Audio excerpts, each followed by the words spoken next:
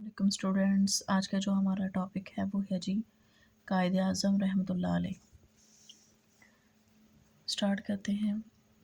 मौजूदा सदी में जनूबी एशिया में कई ऐसे मुसलमान रहनुमा पैदा हुए जिन्होंने अपनी सारी क़ुव्वतें कौम की भलाई और तरक्की के लिए वक्फ़ कर दी, वक्फ़ मना खर्च कर दी। उन रहनुमाओं में कायदे आज़म मोहम्मद अली जिन्ना सबसे ज़्यादा मशहूर हैं। कायदे आज़म रहमतुल्लाह अलैह, ये जो साइन होता है ना रे और हे का, ये शॉर्ट फॉर्म में लिखा है, इसको हम पढ़ेंगे रहमतुल्लाह अलैह। 25 दिसंबर 1876 को पैदा हुए। इब्तदाई तालीम सिंध मदरसातुल इस्लाम और क्रिश्चियन मिशन स्कूल कराची में हासिल की। इसके बाद इंग्लिस्तान चले गए और वहाँ से कानून की आला तालीम हासिल करने के बाद वतन वापस आए और उस वक्त उनकी उम्र 20 बरस थी।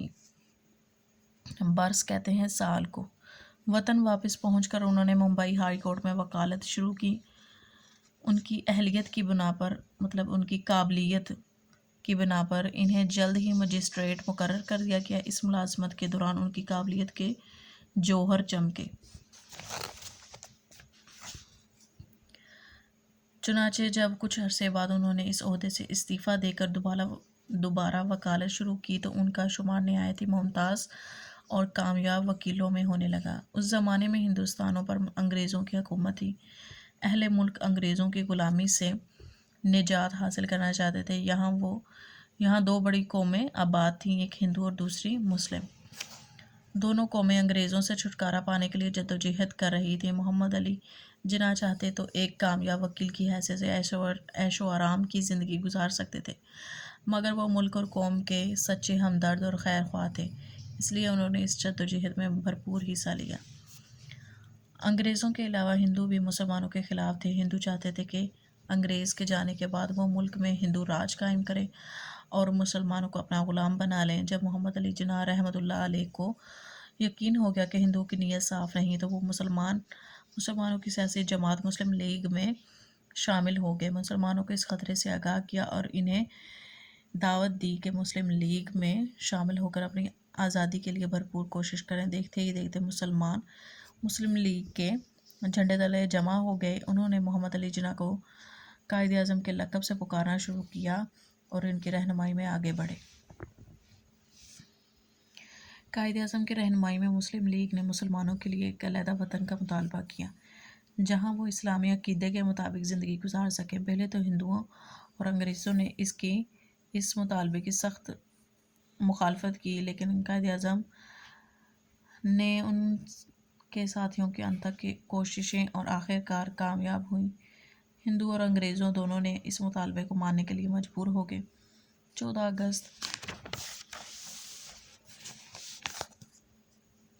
1947 को मुसलमानों ने पाकिस्तान के नाम से एक आज़ाद मुल्क हासिल कर लिया। हम कायदे आज़म रहमतुल्लाह अलैह के एहसानात को कभी भुला नहीं सकते। उन्होंने हमें ग़ुलामी से निजात दिलाई।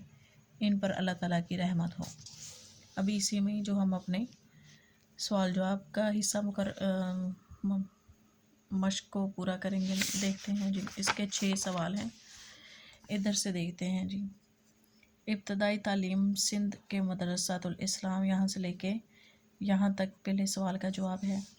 दूसरे का यह है इनकी अहलियत की बिना पर, यहाँ से लेके अगले पेज पे आएंगे यहाँ तक कामयाब वकीलों में होने लगे। यहाँ पर दूसरे सवाल का जवाब ख़त्म होता है।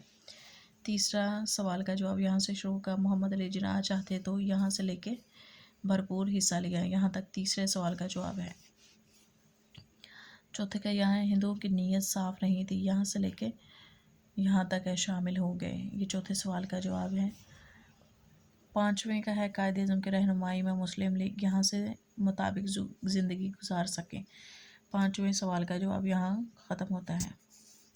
छठे का यहाँ से लेके कायदे आज़म और उनके साथियों ने यहाँ से लेके अगले पेज पर आएंगे यहाँ तक, इन पर अल्लाह ताला की रहमत हो। छठे सवाल का जवाब यहाँ तक मुकम्मल होता है। फिर जी हिस्सा बे है, हर लफ्ज़ के मायने तलाश करके हर लफ्ज़ के सामने लिखिए। वक्फ़ का मतलब होता है लगा देना। मुमताज़, ज़ाहिर, अहलियत, काबिलियत, बिना,